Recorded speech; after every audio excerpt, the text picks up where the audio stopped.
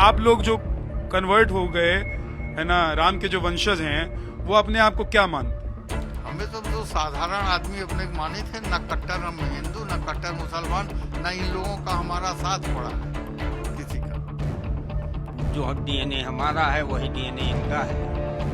एक ही डीएनए, एक ही डीएनए है। अब बल्कि हमारा तो इनके बगल इनका मकान ये है, इसकी दीवार आकर हमारा मकान है। तो यहाँ वो मौलाना क्या कहते हैं, पंडित क्या कहते हैं, उससे आम आदमी बहुत इत्तेफाक नहीं रखता है।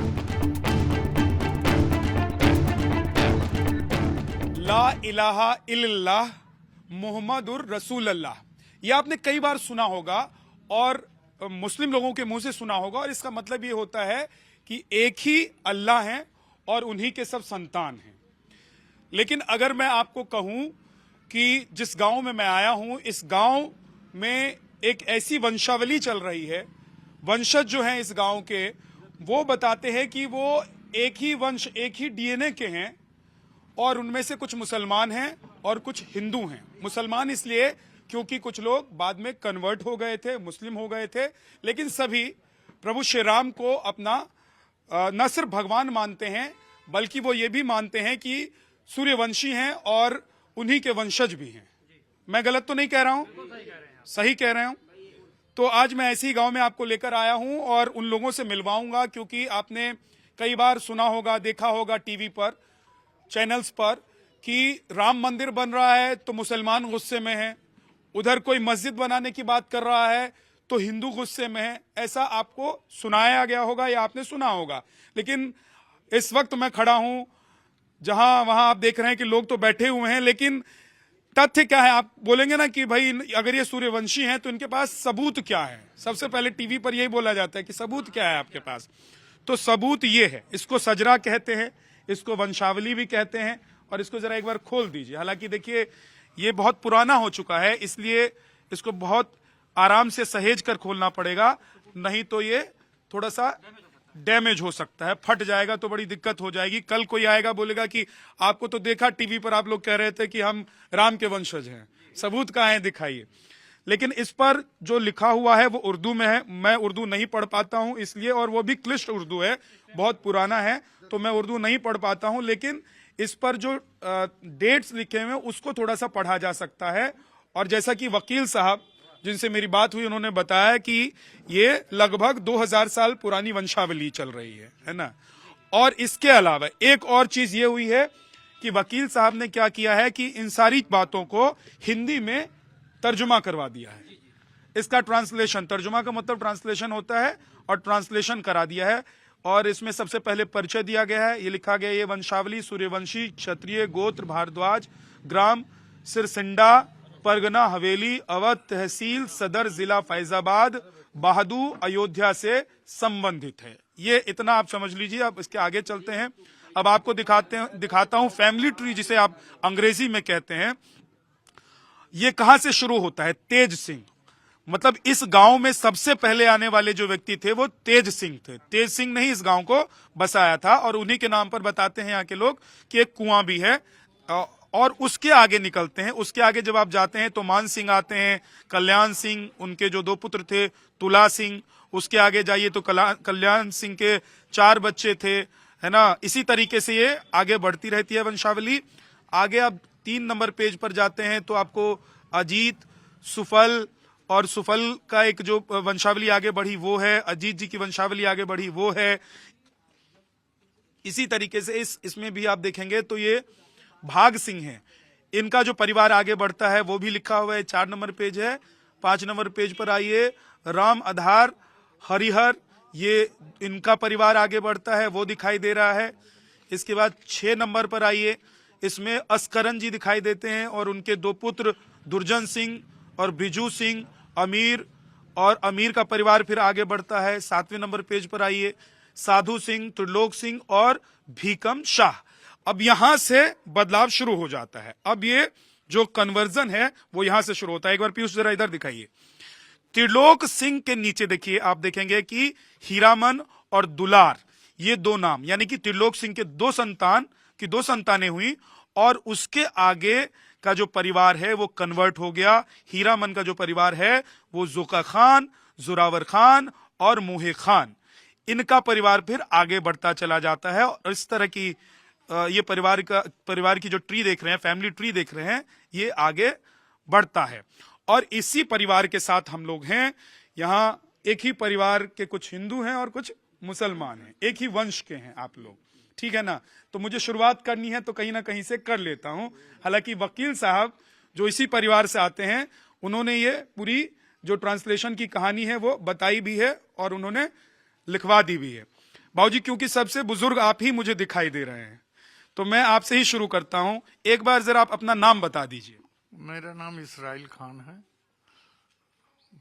जी बाबूजी, ये बताइए कि कितनी पीढ़ियां आप लोगों की इस गांव में रह चुकी हैं? ये तो सही नहीं बता पाएंगे, क्योंकि जो है बहुत पहले से हैं, जो है करीब काफी दिनों से जो है 3-4 पुश्त तो बीता था, उसके बाद उसमें इस्लाम ग्रहण किया है। अच्छा, कितने पुश्तों के बाद इस्लाम ग्रहण कर लिया? वही साधु सिंह के से शुरू हुआ, जो मतलब वो थे तेजा सिंह, उनके लड़के हुए, फिर उसके बाद उनके लड़के हुए, फिर उसके लड़के हुए, फिर हो गया जो है वहीं से। अच्छा, तो ये बताइए कि आप लोग प्रभु श्री राम में भी आस्था रखते हैं कि सिर्फ अल्लाह में आस्था रखते हैं? अब दोनों तो बुजुर्ग होते आए हैं, वो जिस तरीके से हम लोगों को पालन पोषण किया, जिस तरीके से जो समझाया बुझाया, उस तरीके से रहते चले आ रहे हैं।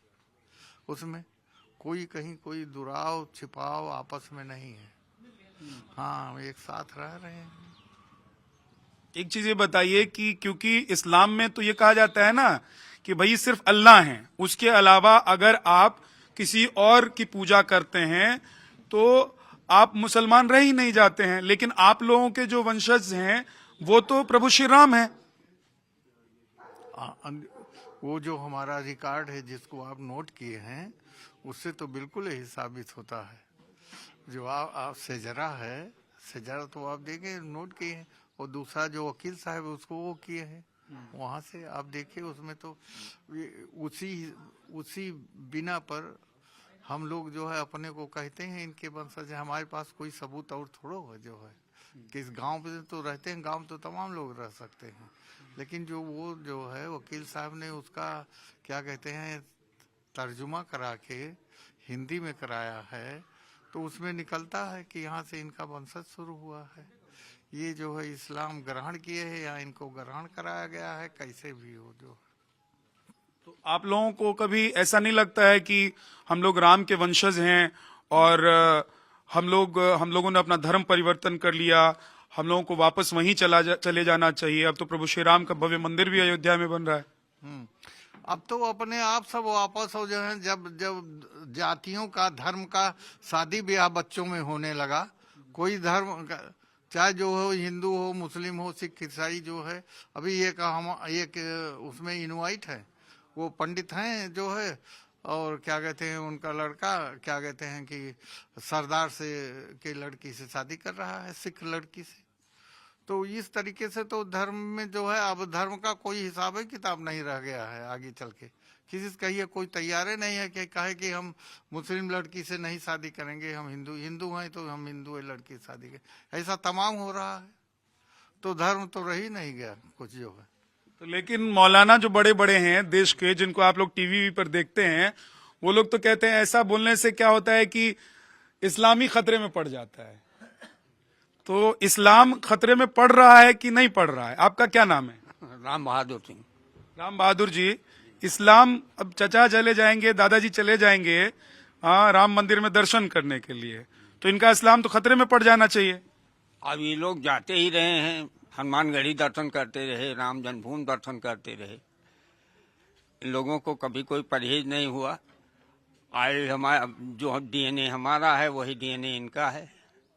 एक ही डीएनए? एक ही डीएनए है। अब बल्कि हमारा तो इनके बगल इनका मकान ये है, इसके दीवार आतर हमारा मकान है।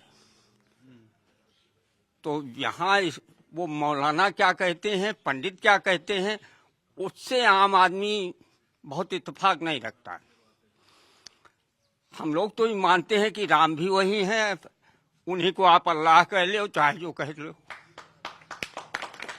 वही राम है, वही अल्लाह है, वही ईश्वर है, वही गॉड है। आप जो कहना चाहो कह लो। तो ये मुल्ला मौलवी और पंडित ये क्या बोलते हैं, ये अपने आप में बोलते रहे।